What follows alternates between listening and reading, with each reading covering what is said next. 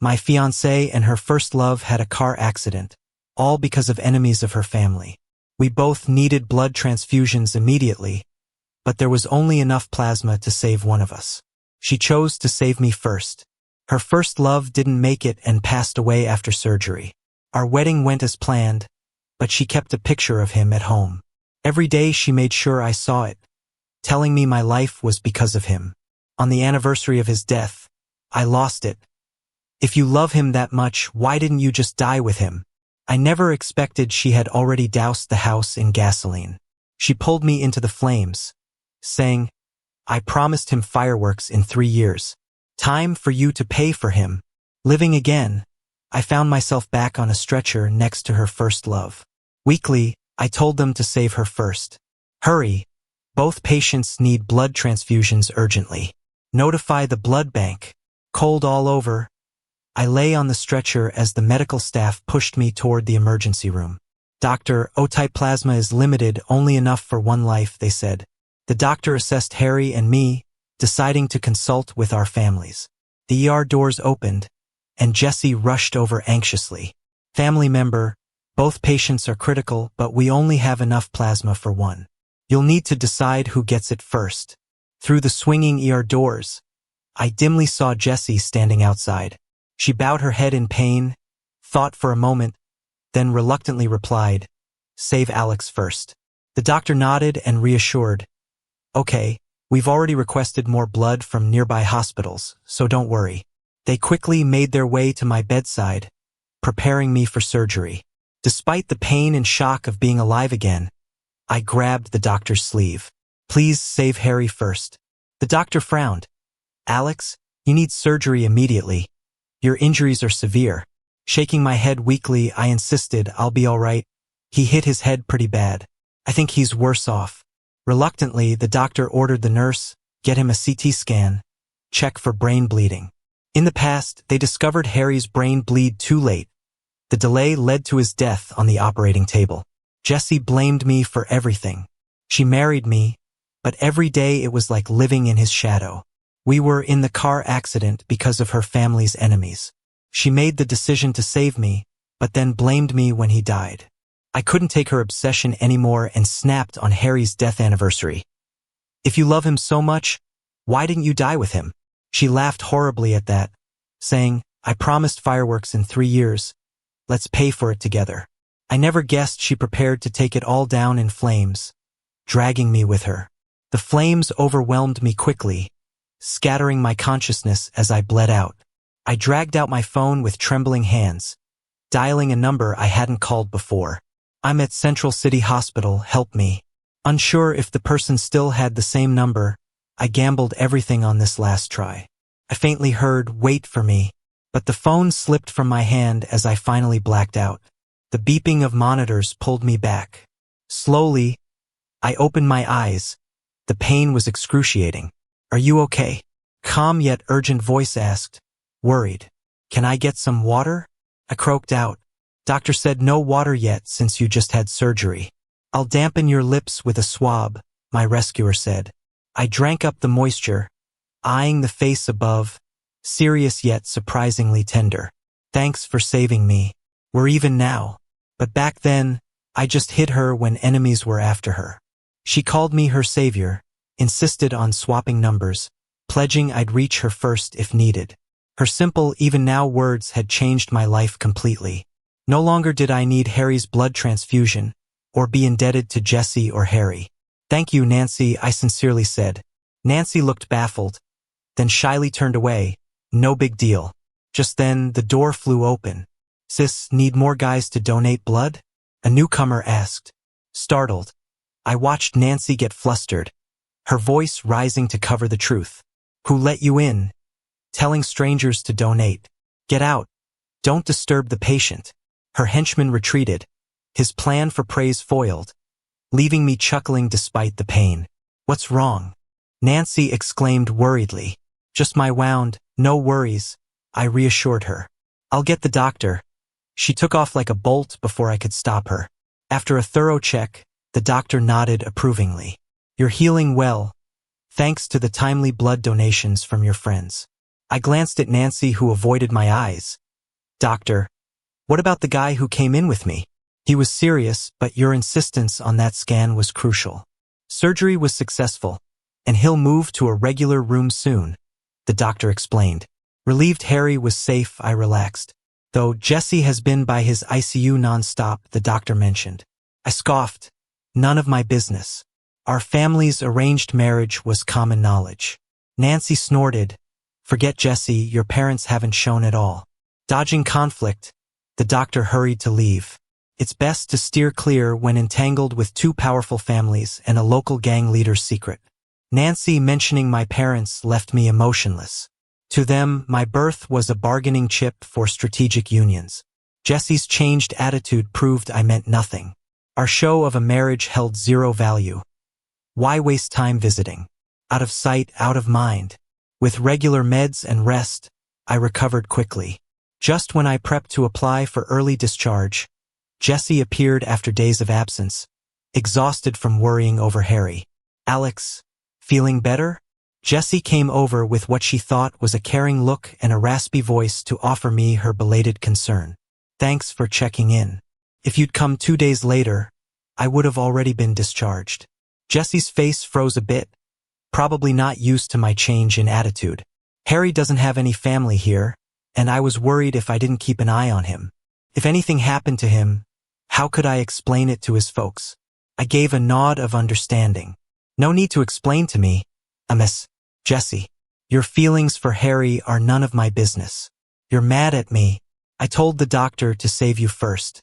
I'm not mad, and I was the one who told the doctor to save him first. Jessie looked touched. Alex, you're so considerate. You truly are a great husband. Don't worry, the wedding will go on as planned, and I'll treat you well. She reached to hold my hand, but I quickly tucked myself under the covers, as if afraid to touch something dirty. If you really want to thank me for saving Harry, why not grant me a wish? Seeing my suggestion, Jessie's eyes lit up. Do you have any requests for the wedding? Just say it and I'll fulfill it. I want to call off the engagement. Jessie was still immersed in planning our wedding, completely blindsided by my words. She stared at me in shock and then gave a cold laugh. Is this whole thing some kind of reverse psychology? Nearly choked by her words, I held back from using some choice language by sheer will. Even if you don't understand speech, you should be able to grasp my literal meaning. It's just 6 words. Jessie continued as if not hearing me. I admit I neglected you because Harry returned to the country. But you need to understand, after all these years of feelings, I had to look after him. I chose to fulfill my duty as your fiancé and save you first. You gave that up yourself, so why blame me now? I'm not blaming you.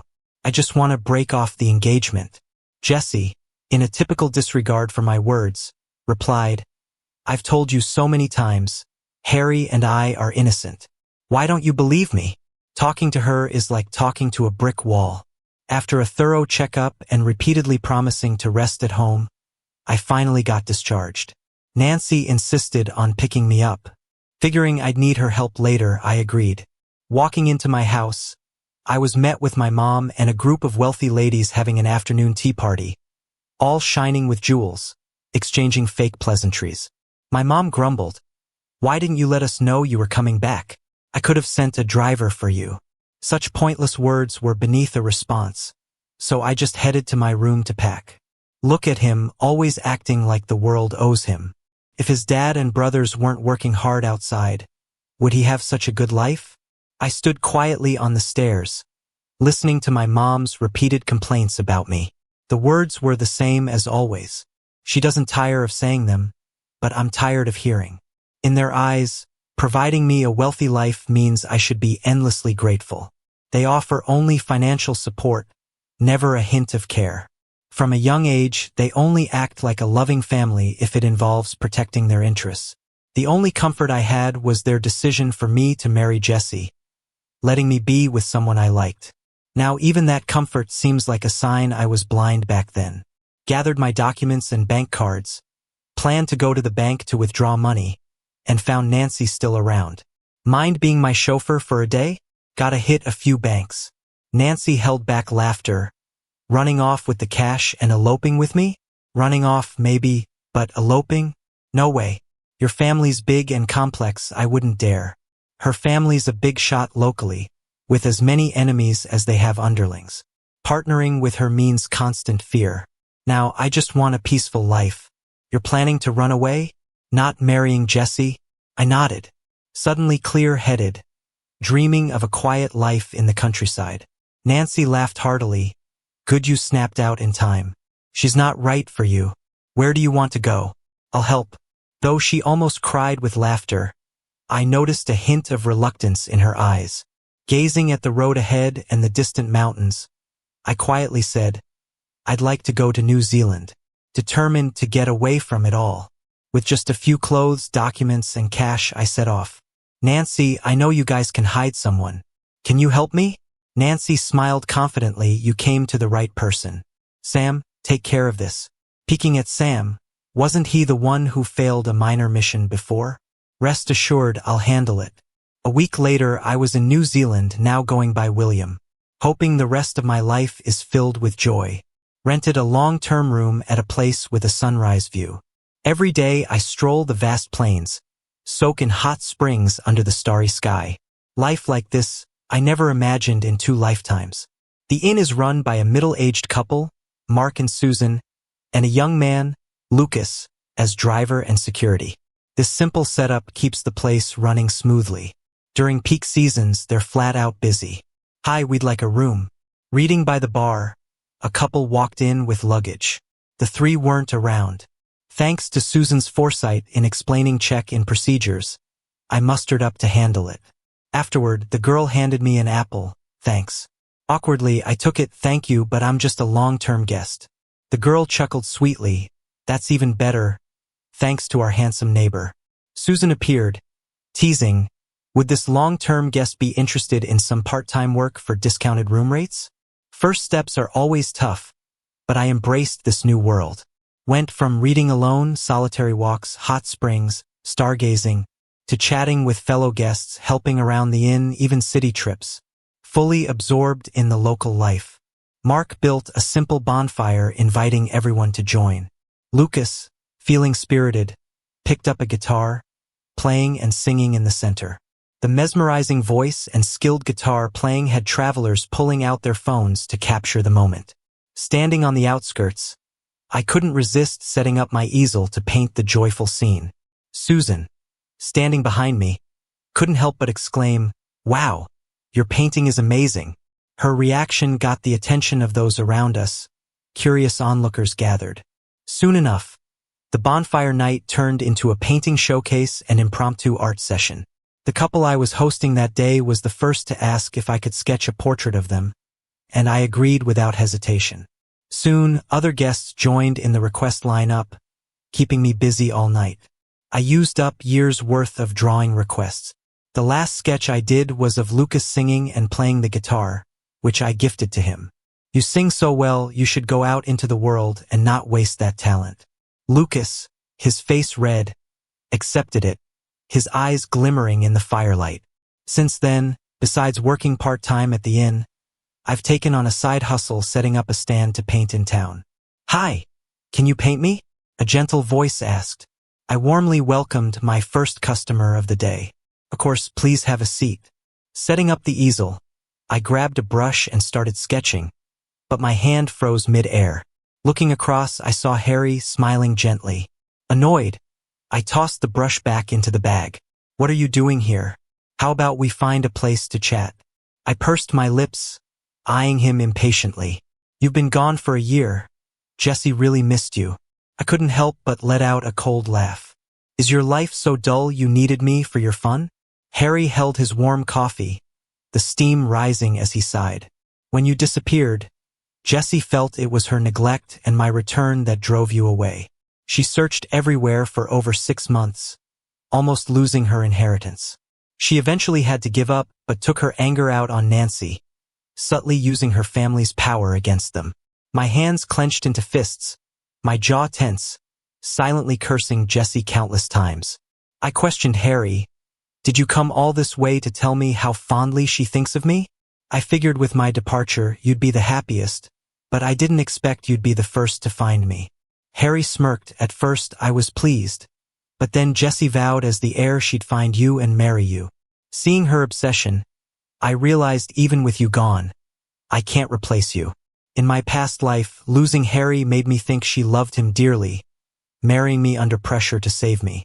But now Jesse's actions show she clings to whoever is absent. What a wreck.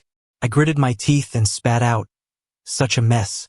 Seeing you're alone, does that mean you're not planning to tell Jesse where I am? Harry crossed his arms, glaring at me. I came to see if you're playing hard to get or actually leaving Jesse. I scoffed. You're really pathetic. He sneered.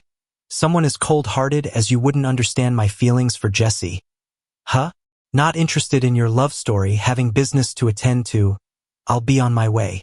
My mind unsettled by Harry, I couldn't resist checking the news on my phone. Jesse's company had been thriving, suppressing competitors. A notification popped up.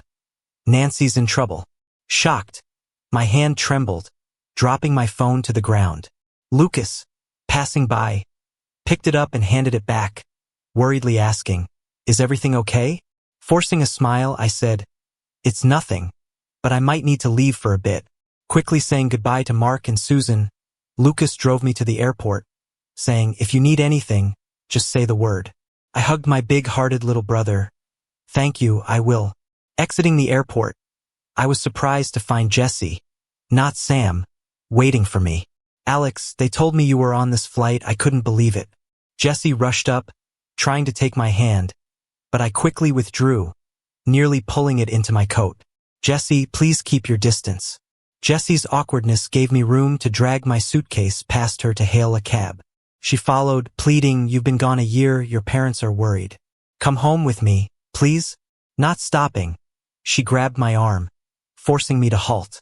"Returning home is my choice, not yours. Let go." Jesse's face was stormy. She warned, "Our engagement isn't broken yet. You're still my fiancé. I have a right to intervene. Come with me. Let go." Sam charged over with backup, fiercely pointing at Jesse's forehead, their anger nearly set ablaze. Outnumbered, Jesse reluctantly released me. Sam took my luggage, leading me to the parking lot.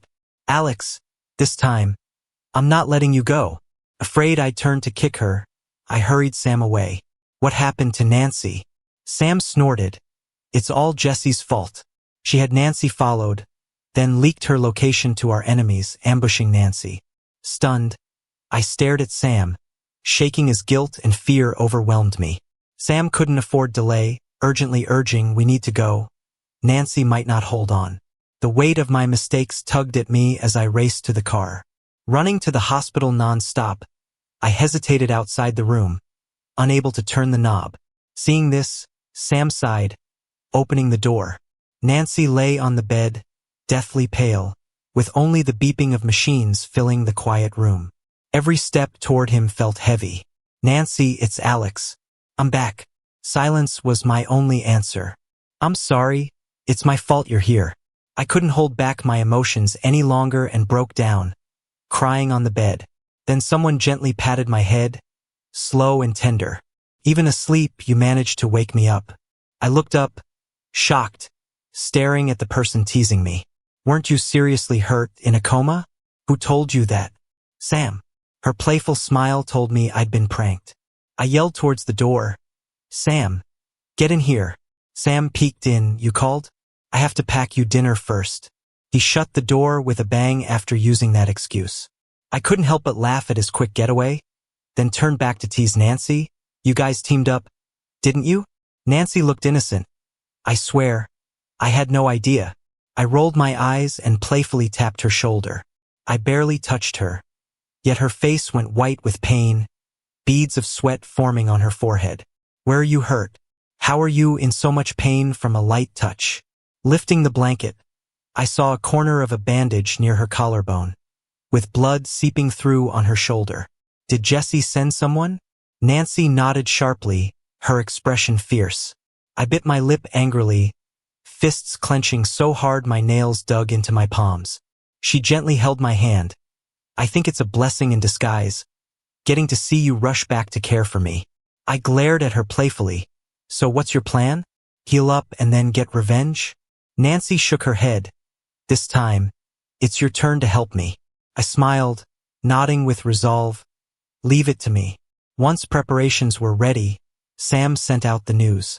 In less than an hour, businesswoman Nancy from City A has passed away was trending. I read the message from Sam, put on a black morning outfit, and headed straight for the memorial hall. Sam stood by the door, eyes red, and respectfully led me in. A few younger guys kneeled nearby, crying and burning paper money. I held back my tears as I looked up at the black and white photo. Jesse heard I was at the memorial and showed up with those who harmed Nancy. The young guys resisted fiercely, refusing to let Jesse and the others in. The standoff lasted until the police arrived to maintain order. Jesse asked to speak with me alone, so I had Sam keep watch from nearby. Jesse, what do you want? Alex, I know I wasn't good enough before. We've had time apart to cool down. Can we move past this? She pulled out a ring around her neck, trying to put it on me. Shocked, I hid my hands behind my back and stepped away. Alex, after you left, I realized I truly love you. No one compares. I won't ever see that jerk Harry again. Just forgive me, Alex. I replied coldly, Jesse, delayed affection is worthless. We ended this a long time ago. I turned to leave and she shouted after me, Alex, if you don't want your family to go bankrupt, you'll come back to me. I replied, they're not my concern. I changed my name to William and cut ties with them. Whether they thrive or fail doesn't affect me. Back at the memorial, I caught Jessie still gazing at me with a lovesick look, making me want to slap her. The intruders left, muttering as they went. Sam stepped up, making sure things were right, then had a lawyer read Nancy's will. As per her wishes, I took over all her legal businesses, leaving the rest to Sam. With Sam's list, I reorganized the assets, deciding to start a logistics company. Armed with insights from my past life, my logistics business would cater to both high-end and mainstream markets. By offering competitive pricing, we quickly captured market share, planning next to invest in new energy low-altitude economy, combining logistics with high-tech. I discussed this idea in New Zealand with Nancy. She was completely on board. The logistics business thrived. Even if income wasn't as high as before, it was enough for a living. Better than risking life and limb, especially now in a law-governing society, sidelining was never a long-term option. Leading the team back to righteousness was always Nancy's wish. Sam became my assistant and bodyguard, splitting time between home and office, keeping me busy. Exhaustion knocked me out in the car, only to be woken by a tap on the window as we arrived. Sam got out to wave the person away. I rubbed my eyes, seeing it was my parents and two brothers outside. Sam, wait in the car for me. Alex, can't you smooth things over with Jesse and get back with him? Our company is struggling, my mom pleaded, clutching my hand. I withdrew it, saying coldly, with your skills, you shouldn't need me. Wasn't it Dad and my brothers who built everything up all these years? My mom smiled weakly at my remark, you're also my pride. Now our family needs you. I scoffed. Didn't Jesse tell you? I've legally cut ties with you. There's nothing I can do. You ungrateful brat, my mom shouted. I was right not to cherish you. You're heartless. Not worth loving. Her bitterness didn't get to me. I'd become immune to their words. Don't blame your failures on the seeds you planted. I couldn't be this calm and rational today without your efforts, I said coldly, turning to get back in the car. Just wanted a nice bath, but my phone rang. Jesse started a logistics company, pricing 2% lower than ours, drawing away clients. He's hurting himself more, I said. We barely profit as is. Being 2% cheaper means losing money. Don't worry. It won't last. Business isn't charity, and no board lets a losing venture survive for long. Despite this, our orders plummeted, with troublemakers stirring unrest among employees. Tension grew like an overinflated balloon ready to pop. Office workers just bark orders at us. They earn more for less. Nearly a dozen workers stormed into HR, upset at reduced commissions. HR explained it was due to fewer orders leading to lower pay. Jesse's plants among us took advantage, pitting office against field workers. HR, feeling justified, stood firm, intensifying the clash. Sam jumped in, separating agitators before calling me. Walking in, HR trailing behind, I spoke up, if you're unhappy, you can leave. I'll authorize proper compensation. But I won't tolerate instigators. My gaze cut through the crowd. The troublemaker met my gaze fearlessly, while the people he stirred up looked away, scared and embarrassed. A guy with a bad attitude stepped forward confidently. Boss, you've got spirit, but how could you high-up folks ever understand the struggles of us at the bottom? We're barely making it with this little salary, while office people sit in their air-conditioned rooms, earning big bucks and living large. The people behind him chimed in angrily.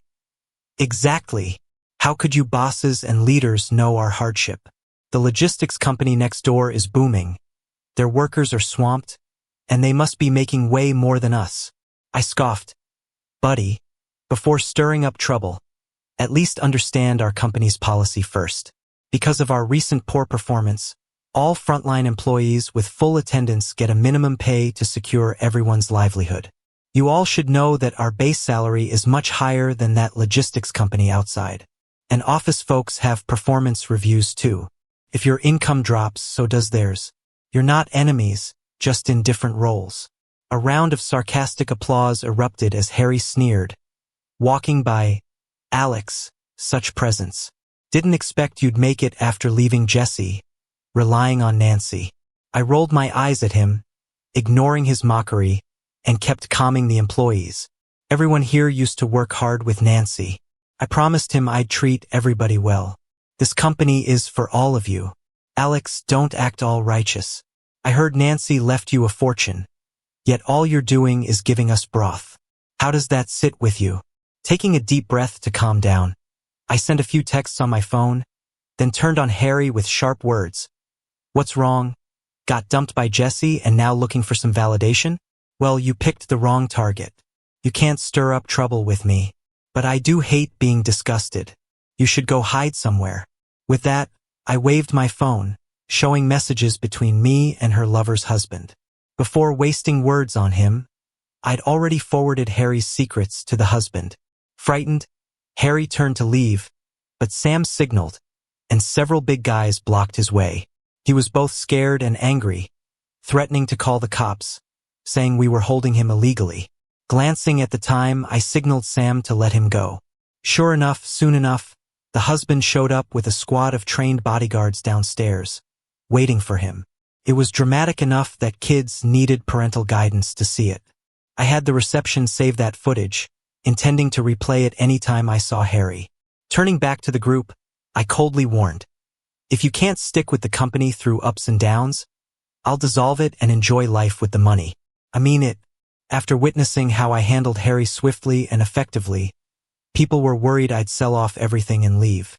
Those who had backed the troublemakers distanced themselves, fearing association. I turned my gaze toward them. Tell your boss not to dream of stirring up my place. This trick won't work on us. Others, realizing they'd been used, angrily turned on those few troublemakers, cursing them and driving them away. Watching them shuffle out of the company, I happily headed home. You've been working hard. If it weren't for me, you wouldn't be so worn out, with dark circles almost touching the ground. Hands massaged my shoulders, teasingly pitying my haggard look. I rolled my eyes. How can you complain when it's for you? If I weren't helping you retire, would I be this exhausted? Yes. Thanks to my hard-working boyfriend. I snapped. I never agreed to that. We've been living together for so long.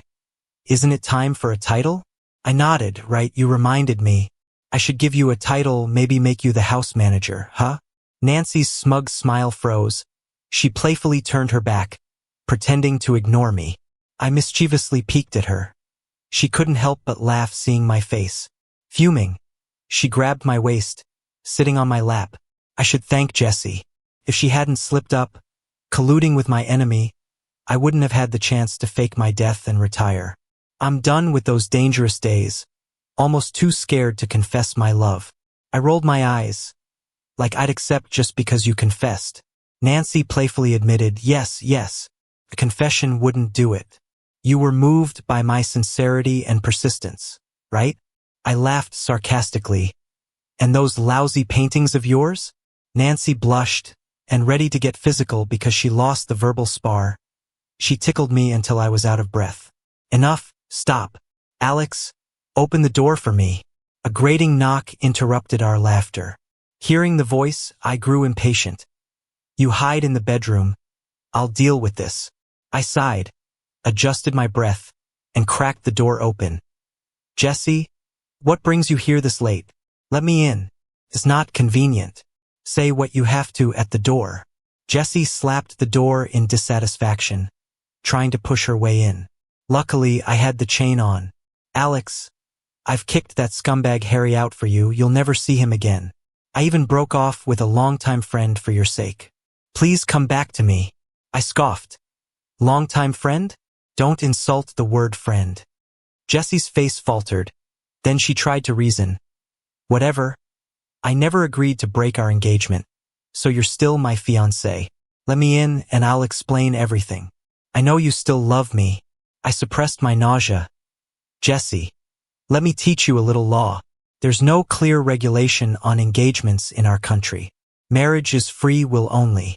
Unless I want to marry you, that so-called engagement means nothing. Understood? Fueled by alcohol, Jesse wouldn't let up.